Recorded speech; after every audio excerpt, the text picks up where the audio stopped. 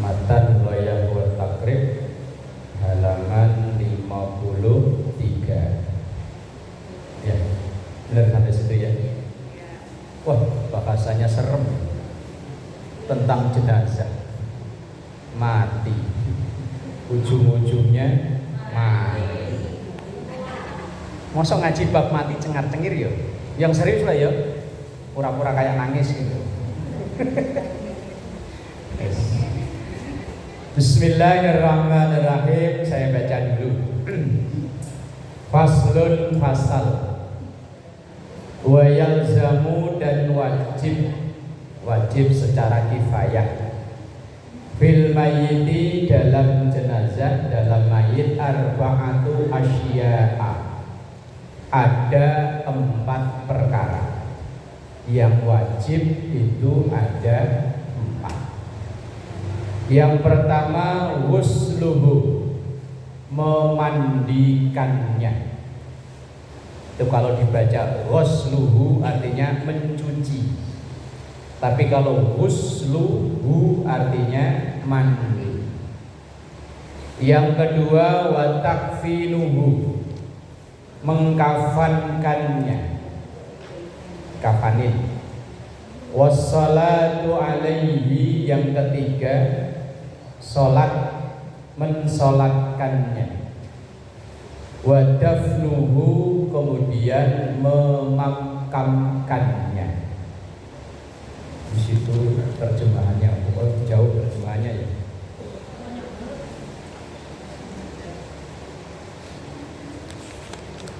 Halaman 55. Wah, menanam malah tulisannya di situ ya. Mosok mayit ditanam ya. Terjemahannya nulisnya nanam ya. Ya wis ben ngono lah. Wa dafnuhu, dan memakamkannya. Jadi yang wajib secara kifayah ada 4 itu. Mandiin, ngafanin, nyolatin, nguburin. 4. Wasnani, dan ada 2 golongan atau 2 macam jenazah. La yughassalani, yang tidak perlu dimandikan. Wala yusalla, dan tidak perlu disolatkan alaihima, di atas kedua macam jenazah itu. Ada 2 jenis jenazah yang tidak perlu dimandiin, nggak perlu disolatin. Apa itu? Yang pertama asyahidu fi ma'rakatil musyrikin, orang yang meninggal dalam keadaan syahid dalam peperangan melawan orang-orang musyrik.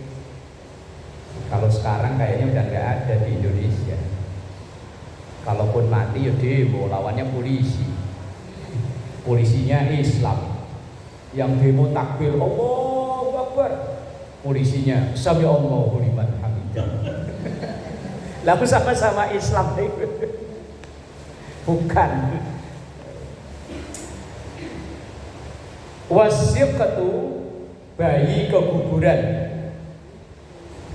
Alladzi lam yastahilla shorihan, yang lahir belum ada suara sama sekali. Bayi yang lahir enggak teriak, enggak nangis, mungkin itu udah mati dari dalam. Itu tidak perlu dimandiin, enggak perlu disolatin.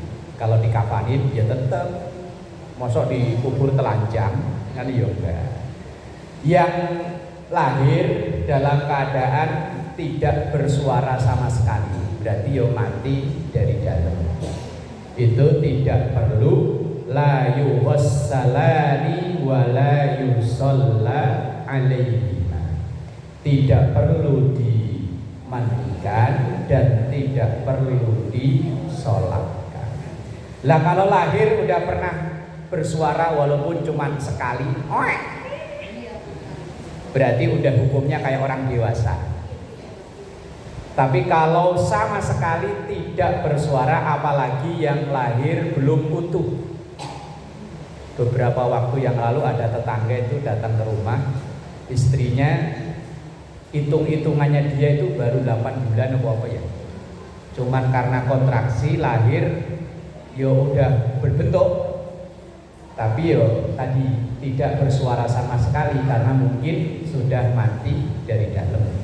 Nah, yaitu tidak perlu dimandikan, tidak perlu disolatkan, cukup dikafani langsung dimakamkan.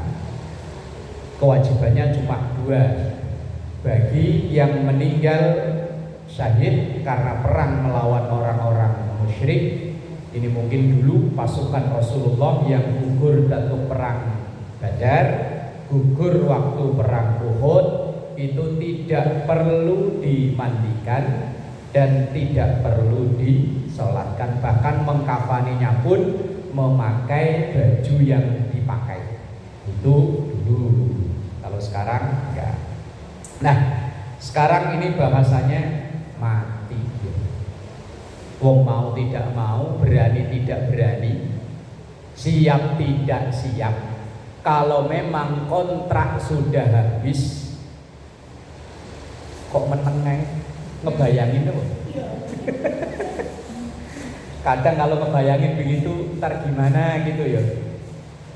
Tapi wong memang perintah Rasulullah Shallallahu Alaihi Wasallam dalam hadis itu aksiru min dzikriha bimil ladzat.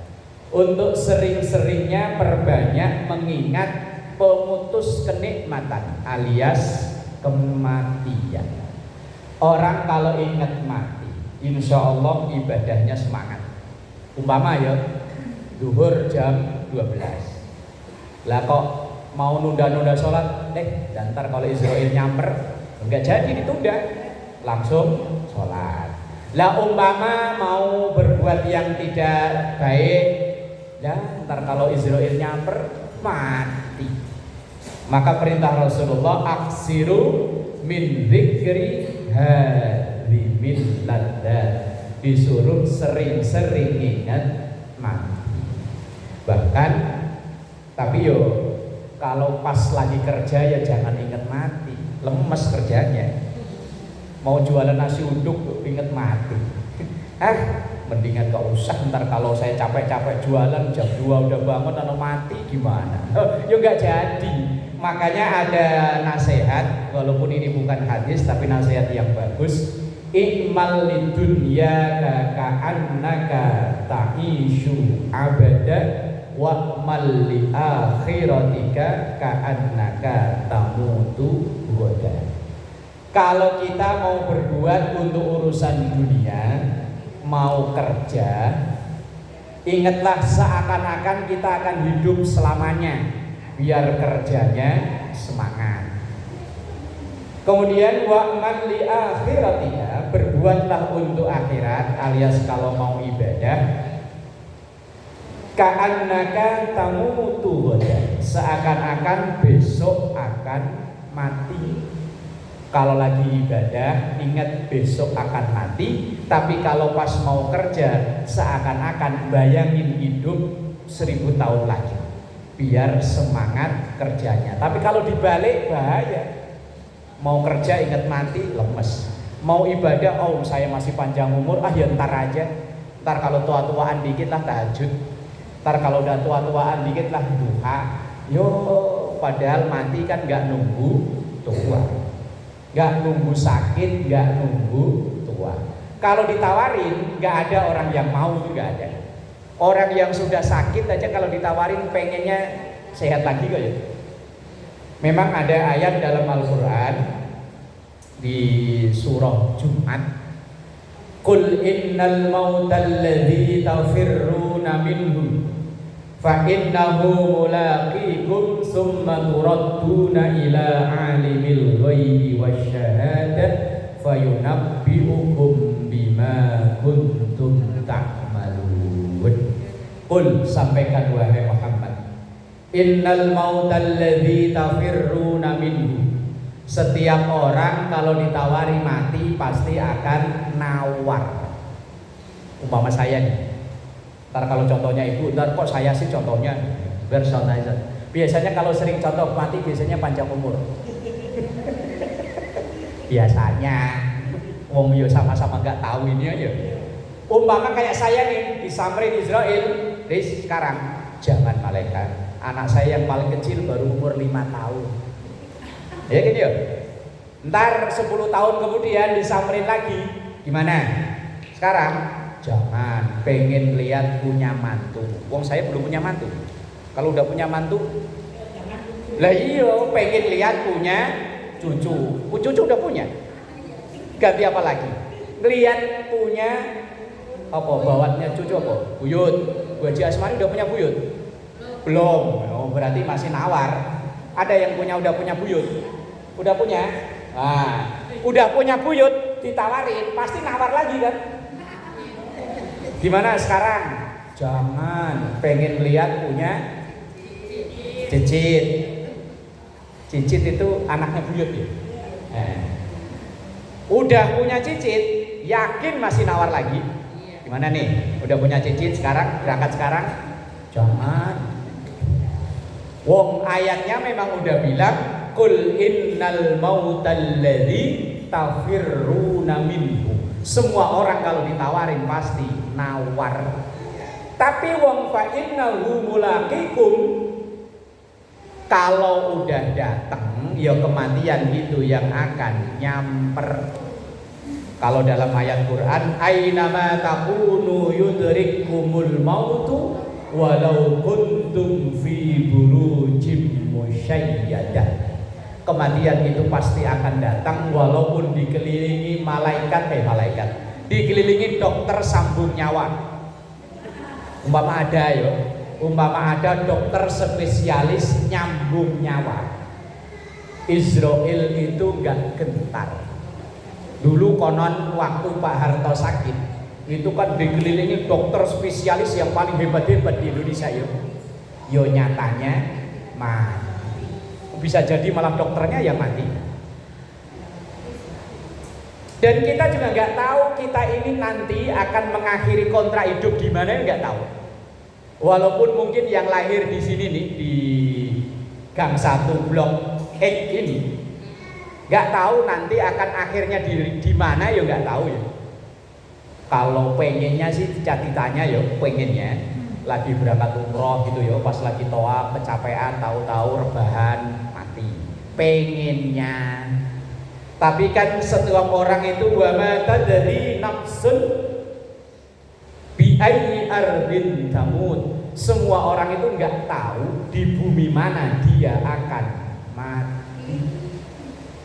Bahkan di zaman Nabiullah Sulaiman alaihi salam itu ada cerita, ada riwayat begini namanya Israiliyat. Israiliyat itu cerita yang terjadi di umat sebelum umat Nabi Muhammad, itu namanya Israiliyat.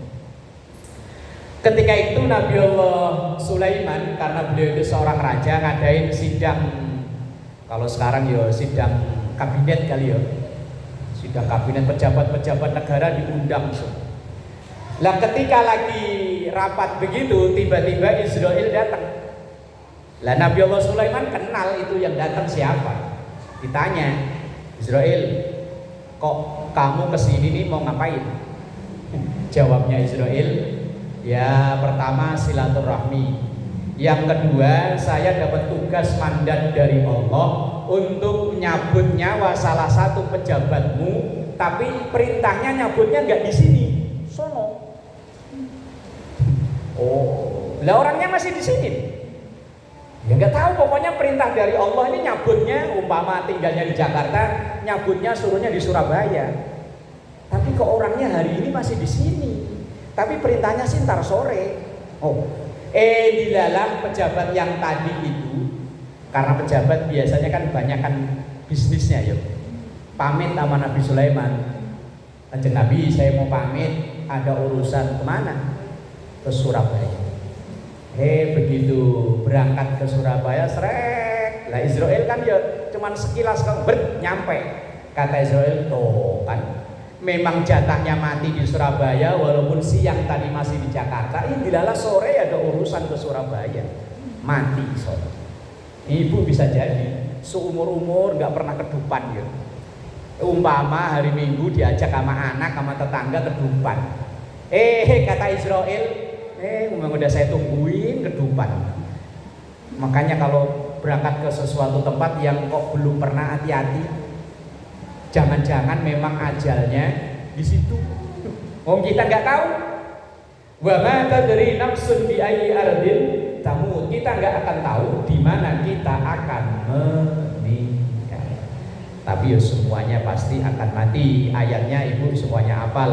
Kullu man 'alaiha fan wa yabqa wajhu rabbika dzul jalali wal ikram. Semuanya pasti akan mati. Tersisa yang enggak mati hanya Allah Subhanahu wa ta'ala. Malaikat Israel yang bagian tugasnya nyabut nyawa, yo sama. Nanti kalau pas saatnya tugasnya udah selesai, yo bakal mati. Semuanya mati. Yo pasti mati. Kullu nafsin dha'iqatul maut. Semua yang bernyawa di muka bumi ini pasti mati. Tinggal gilirannya kapan, wallahu a'lam bishawab.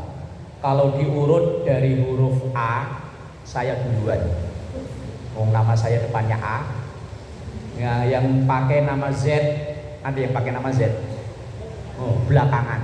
Tapi kalau belakangan was-was. Iya kalau masih ada yang doain. Kalau nggak ada, ayo kalau ada yang ukur. Kalau nggak, mati sendiri, kesono kemari tinggal yang namanya Z semua. Kalau saya duluan kan insya Allah kan banyak yang doain ya. Nama saya A depannya. Tapi kan Israel nyabut nggak peduli itu hurufnya A. Dia kalau nyabut nggak lihat akte dulu, nggak lihat KTP. Pokoknya asal ada tugas jalan. Kalau Nabi Allah Ibrahim dalam satu riwayat Israiliyat bisa nawar. Nabi Ibrahim ketika didatangi oleh malaikat Israel, dia tanya malaikat Israel, loh mas, main kesini mau ngapain? Yo pertama silaturahmi, yang kedua tugas. Loh berarti mau nyabut saya? Lah iya loh, tugas saya cuma itu. Wah janganlah, jangan sekarang, besok-besok. Nabi Allah Ibrahim. Lah kita nggak bisa, pokoknya asal datang cabut. Lah kemudian apa yang kita lakukan ketika seandainya pas nemuin orang yang sudah sakaratul maut, nazak atau bahasa lainnya muhtadur. Kita jagain orang sakit yang kayak-kayaknya udah saatnya, kayak-kayaknya. Walaupun begitu ya kita tetap nggak tahu. Kalau memang kelihatannya udah napas udah berat, kemudian kata dokter udah tinggal, udah saatnya. Yang pertama yang kita lakukan, posisikan kepala di timur kalau memang bisa, kaki di barat, tapi dibantalin agak tinggi. Biar dia kayak seperti orang sholat yang itu loh, rebahan. Kalau bisa, tapi kalau nggak bisa, yo sebisanya. Umpama memang tempat tidurnya, palanya di sono, ya udah. Tapi kalau bisa, pokoknya dimadamkan ke kiblat. Kemudian yang kedua, talqin. Lakinu mautakum bi kalimati la ilaha illallah. Ajarkan, bantu mengucapkan kalimat tahlil la ilaha illallah. Tapi saya pernah baca satu kitab, itu cukup ucapkan lafaz Allah saja. Bisikkan, kan biasanya kalau pas kebetulan banyak orang ya, di sebelah kanan, sebelah kiri, kemudian yang lainnya di sebelah mana saja. Yang di sebelah kanan, sebelah kiri terus membisikkan kalimat Allah atau la ilaha illallah. Kemudian yang sebelah sono silahkan baca Yasin ya monggo. Atau mohon maaf. Ini langkah terakhir. Ini saya udah 2 kali atau 3 kali dimintai pertimbangan. Punya orang tua yang sakit udah sekian lama, mati enggak, hidup enggak, hanya ngandelin alat. Sementara biaya rumah sakit udah lumayan besar. Terus kemudian dari anak-anaknya, mantu-mantunya, keluarganya semuanya sepakat kalau memang sembuh ya moga cepat sembuh. Kalau memang Allah berkehendak mau dipanggil ya cepat dipanggil. Karena udah nggak tega ngelihat yang cuma mangap alat udah sekejur tubuh.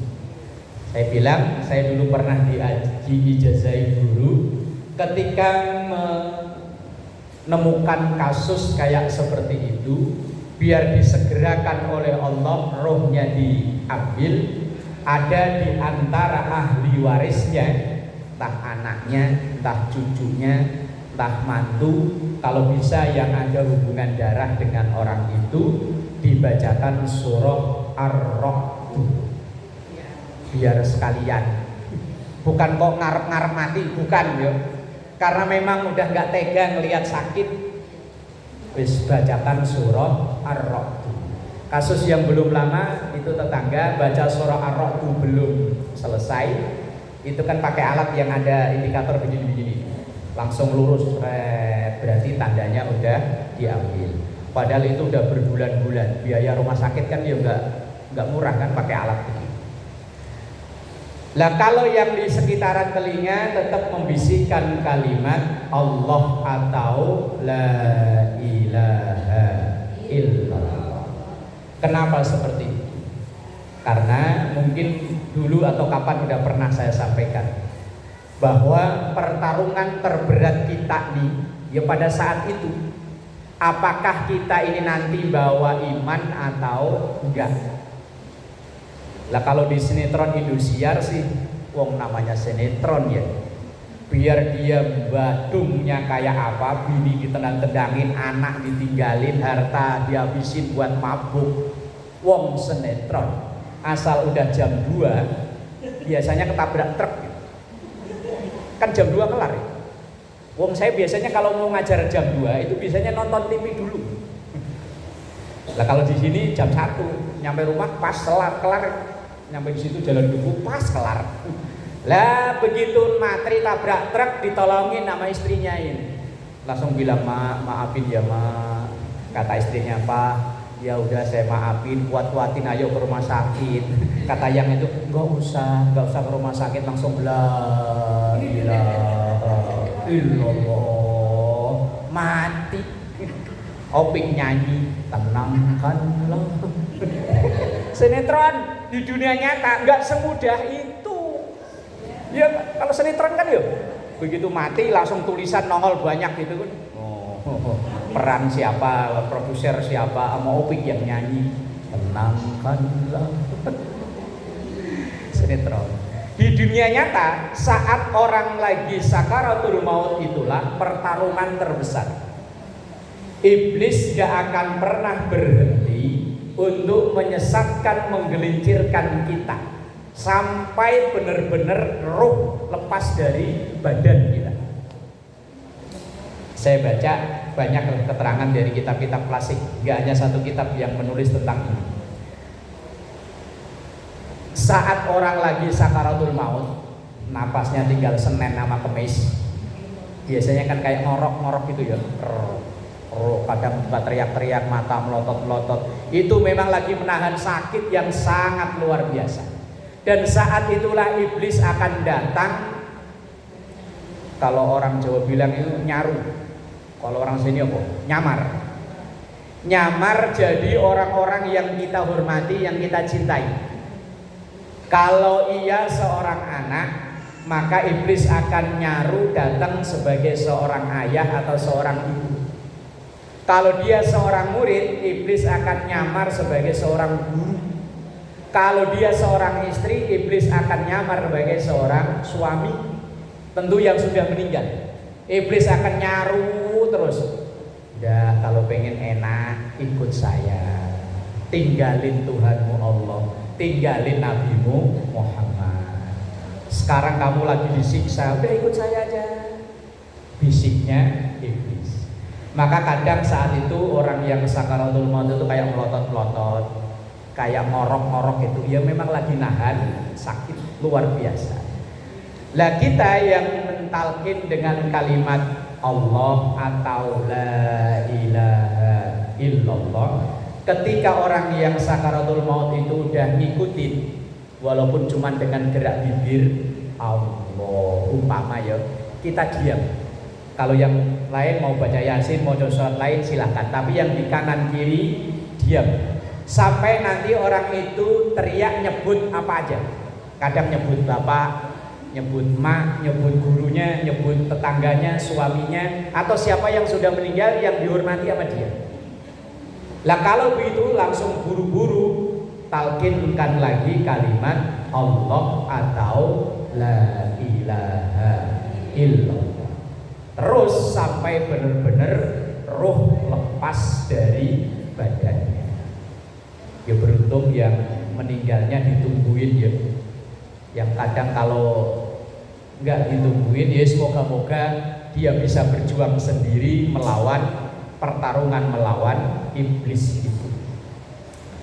Lah kemudian setelah roh benar-benar udah lepas, yang pertama kita lakukan adalah memejamkan matanya.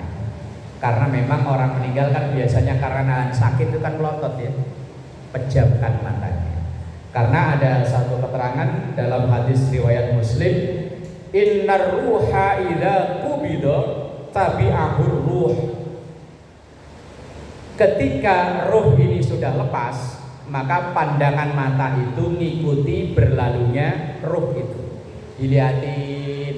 Nah, maka kalau memang udah benar-benar itu, langsung pejamkan matanya. Biasanya kalau orang mati tangannya ini kan begini. Padahal kalau di logika nahan sakit itu biasanya begini. Tapi kalau udah mati lepas. Lah kalau bayi baru lahir begini. Enggak ada bayi lahir kok begini. Lahir langsung wah dadah. Enggak ada begini. Simbol bahwa orang kalau lahir ke dunia pengennya digenggam semuanya, pengennya dimiliki sama dia. Tapi begitu dia mati lepas. Makanya orang mati segini semua. Gak ada orang mati begini. Orang mati kok begini yang mau mandiin, waduh mau ditonjok nih. Udah ditutup, kemudian kalau bahasa Jawa disedakep. Sedakep bahasa sini apa? Sedakep ya, sedakep. Kemudian ditutup dengan kain seluruh tubuh. Nah, kemudian bagi kita umpama yang melihat kejadian yang aneh dari jenazah itu, dari almarhum itu, apalagi yang kayak-kayaknya itu aib, jangan sampai kita bercerita-cerita ke orang. Cukup kita aja yang tahu. Kecuali kalau dengan keluarganya, karena mungkin keluarganya, anaknya atau apa, sebagai iktibar atau pelajaran, atau seandainya ingin menyelesaikan sesuatu. Tapi bagi kita umpama yang melihat ketika sakaratul maut, atau mungkin ketika mindahin jenazah, dulunya di kamar dipindahin ke ruang tamu umpama. Ketika diangkat kok melihat sesuatu yang enggak wajar. Karena cerita dari teman-teman Janais, kan sekarang ada program Janais itu ya. Saya kadang kalau nanya, Mas, kalau pas lagi ngurus jenazah itu sering nggak melihat, menyaksikan kejadian yang di luar nalar? Sering, kata dia. Ada orang yang kelihatannya sehari-harinya baik, tapi dia nggak pernah nyebut nama karena tadi termasuk dosa besar kita menceritakan aib, apalagi sampai si itu tuh waktu meninggal begini-begini, jangan. Itu pun orang-orang Janais itu nggak pernah menyebut nama, nggak pernah kejadian di mana, hanya bercerita. Ada orang yang kelihatan zahirnya ketika dunianya baik, tapi begitu meninggal, naudzubillah, saya diceritain aja malah langsung mual. Ketika dia diangkat, padahal mati baru sekitar setengah jam. Itu yang di belakangnya itu, apa itu? Belatung, yang begini-begini. Banyak banget. Katanya asal dipindahin ada lagi, dipindahin ada lagi, dipindahin ada lagi, sampai berkali-kali pindah. Sampai konon katanya dikasih kopi bubuk, dikasih opo, wis nggak mempan. Akhirnya segera dimandikan, langsung dikafanin, dikasih obat macam-macam, langsung jangan lama-lama, langsung dibawa ke makam. Yo itu nggak tahu kita aslinya gimana, yo nggak tahu. Lah kalau di Indosiar yo tering yo. Ada jenazah dipikul, tahu-tahu jatuh. Ngentit harta anak yatim, perutnya busung, nggak bisa dimakamin. Esboh lah aneh-aneh. Lah kemudian karena dalam hadis Rasulullah Sallallahu Alaihi Wasallam, man ghassala mayyitan fakatama alaihi ghafarallahu lahu arba'ina marratan.